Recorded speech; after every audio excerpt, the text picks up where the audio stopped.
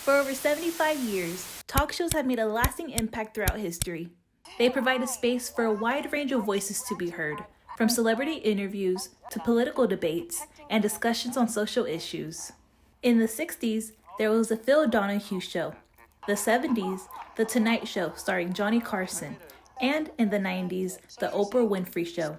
As a huge fan of talk shows, literally watching E! News instead of Disney Channel growing up, I was hooked every day to see what the latest headline/scandal was, the newest films coming out, and the fun behind-the-scenes segments with actors promoting their projects. It's everything I never knew I needed. From that day on, I had dreams of heading to Hollywood and basking in on all the pop culture there. However, as the years went by, I started to wonder, what special stories have I seen come from my hometown? If your first thought was, chicken capital of the world, I wouldn't blame you. But Gainesville is much more than that. We're a thriving community that has a rich history of arts, perseverance, cultures, and we know how to have a good time. So, join me on this journey as I take you backstage to all the entertainment spots around town and see where the heartbeat of Gainesville comes to life. And now the host of your soon-to-be favorite talk show, Talk the Talk, it's Adriana Hernandez! Hello, and welcome to the first episode of Talk the Talk with me, Adriana Hernandez. Ever since I was a little girl, my biggest dream was to have my own talk show and relay entertainment news all day long. I used to think I needed to go to Hollywood to get the best stories out there. But as I've gotten older, I realize it's not the case. Everything that I wanted to talk about, whether it's arts, music, or films, is just an arm's reach away in my city of Gainesville. And I'm here to showcase the amazing pop culture that we have to offer. So sit back, relax, and let me talk your ear off for the next few minutes. Shall we begin? Speaking of amazing cultures, let's turn our attention to the vibrant world of visual arts and a new exhibition that's praising its members. What comes to mind when you think of fall? Are the leaves changing colors? Is the weather starting to get cooler? Well, for the Quinlan Visual Arts Center, its popular fall show is just the start of celebrating artists from around Georgia, and I'm here to show you what's to come this season. The most popular tradition in the history of the Quinlan, the 78th Annual Members Exhibition, showcases the work of member artists from Gainesville and surrounding North Georgia communities, Atlanta, and the Southeast. Each year of celebration marks yet another season of unparalleled excellence in visual arts programming and celebrates the artists that contribute to that level of excellence. Many gather during its opening day to admire the hundreds of artworks submitted by its members. Some of these pieces include An Urban Angel by Emmy de la Cruz, Wild Child by Anita Stewart, and Eclipse, Erebus, Exodus by Johnny Alexander Duarte. Many ate and drank while catching up with friends or going over the art together, wondering about each piece's story and the artist's techniques. After 30 minutes of everybody settling in, the award show began. Executive creator Nyrika K. Cornett started off the show thanking everybody who came to support. She expressed much joy seeing the engagement from the community and was very happy to see new and young faces among the crowd. She then went over the process of selecting the art, stating that a jury blindly placed a ribbon on each piece based on the quality of the work. One of the judges, Ann Nixon, a board member, art collector, and artist, came up on stage and talked about her experience being a judge. She said it was a tremendous honor having the opportunity to view the works that were created by artists who are an interesting and great reflection of the community. She praises them by being able to see things that most people do not. And we are very appreciative of your willingness to share your view that is not the view that necessarily that we can see. You're helping us to see things in a different way. So thank you all very much. She thanked all the members on a job well done and started announcing the awards. 2 honorable mentions went to Sadie Pinnell for I Hear the Bird Singing, a painting that Nyrika suggests. Make sure you use this magnifying glass to see this work. It will astound you. And the other one went to Connie Lynn for Lamplight. 3rd place went to Carinata by Karina Spartu-Toma. 2nd place was extra special as the winner, Alex Sexton, for her work, No Longer Bound, volunteered, interned, and became an important part of Quinlan. Nyrika states that she's an artist that people need to keep an eye out for. And 1st place went to Melvin Toledo for Ecos 4. The last award of the night, Best in Show, went to Susie Schultz for Reach, a huge painting of a man descending, which is actually an Alvin Ailey dancer. After the awards, everybody got up to view the paintings up close and ended the night congratulating the winners. The exhibition will be on view through December 6th and is a dazzling and electric array of art in all media, including landscapes, abstracts, still life compositions, portraits, ceramics, wood turnings, and much more.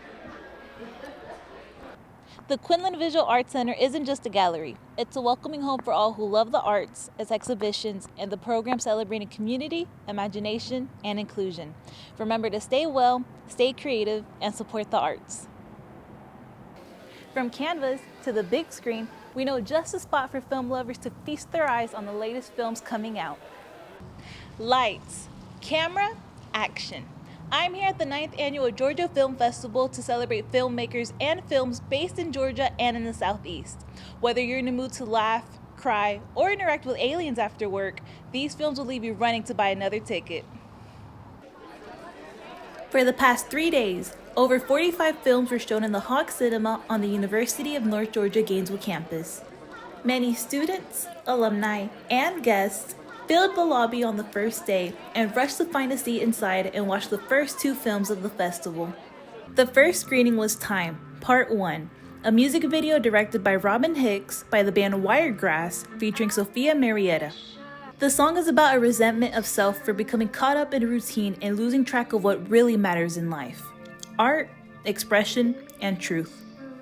The second screening, Waking State, a featured film directed by Andrew Salerno, follows a small-town clerk who, after watching a top-secret videotape, must track down the tape's origin and its connection to a deeper conspiracy. The audience bursted in applause for both screenings, and the directors and crew all went up to the front for a Q&A. Andrew Salerno, the director for the featured film, states that the filming took place in his home state of Pennsylvania and shot most of it on a camcorder, reminiscent of his high school days. And Paleo Garcia, the cinematographer for both screenings, said it was a blast working with Salerno, but hated recording on a camcorder. We use a camcorder. Have you ever used a camcorder before, guys? Not very good. Robin Hicks, the music video director, was not shy to mention the challenges the crew faced daily, but she expressed her proudest moment was DIYing a curved dolly out of a PVC pipe and thanked the producer, Dayanara Mancia-Cantu, for always being there and cheering her on. This is what I love about micro-budget indie filmmaking, right? And the community that we have here. So I think that kind of just inspired me. And that was probably one of my proudest moments, along with just being on set. The first night ended with students bringing them flowers and presenting Salerno with a poster of his film. The second night featured many short films, such as For the Love of Cats by Calvin Bowers, as he and a group of filmmakers speak with local cat lovers and immerse themselves in the unique world of street-trotting felines. Frankie by Sanat Prado, in which an insecure but aspiring actress is forced to choose between the love she's found and the fame she's always craved. And The Night Milo Got Probed, in color. After a quiet office worker is abducted by aliens, he starts to fall apart physically and mentally as no one around him seems to notice what's happening. The final night ended with a featured film by Lifeblood Media called Myth of the Ghost Kingdom. It's a psychological drama of a young woman's world upended when she discovers she was adopted, sending her on an emotional journey to uncover the truth about her identity. Jason Mullis, the writer and creator, was inspired by an article revealing that 10% of people taking ancestry tests and 23andMe found family members they never knew existed. He wanted to explore those quote-unquote what-ifs and the imaginary world people create to grapple with the feelings and unknowns surrounding adoption. He ended the night answering questions from the audience and even gave advice to indie filmmakers starting out. Don't worry about, I've got to make this 120 page. No, keep it short. And by the way, indie audiences will thank you for keeping it short. If you don't have a lot of money, Keep it short. With one last applause from the audience, the 9th Annual Georgia Film Festival was officially over. As the festival shuts its doors on an amazing season, its main message rings clear. Continue to support and celebrate indie films and filmmakers, and they want to see you at the movies. Now, before we leave, let's head to Gainesville's newest music venue and hear the electric performance of a country legend. If you love country music, an energetic crowd, and having a great time, you've come to the right place. I'm here at downtown Gainesville to experience the country magic of Tracy Lawrence as he kicks off his 2025 tour at Boot Barn Hall. With over 3 decades of heartfelt lyrics and timeless hits, his performances are a celebration of what makes country music great. There was not one empty chair in sight, as hundreds of Tracy Lawrence fans sold out the first show of his 2025 tour. Alyssa Flattery, a country singer with a soulful and blues-influenced sound, opened up the show with songs from her debut EP, Heartbreak, Thank You. Not a stranger in the country world, her biggest milestone was performing with Kevin Costner and his band, Modern West, which led to her rendition of Amazing Grace being featured in Costner's series, Horizon, an American Saga.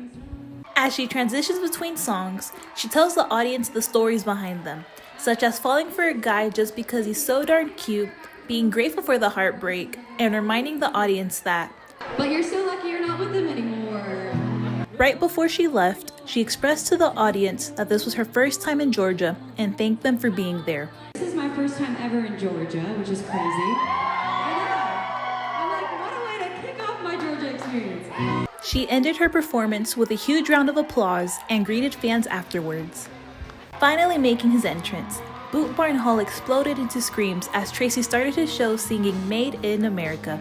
With over 18 #1 singles on the charts, he performed classics like How a Cowgirl Says Goodbye, Time Marches On, and Sticks and Stones.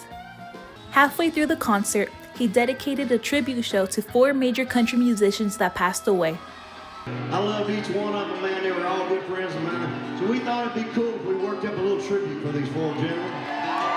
But we played every all night. He paid tribute to Kenny Rogers, Charlie Pride, Joe Diffie, and Charlie Daniels. His band came to the front and gave an electric rendition of the final song, The Devil Went Down to Georgia.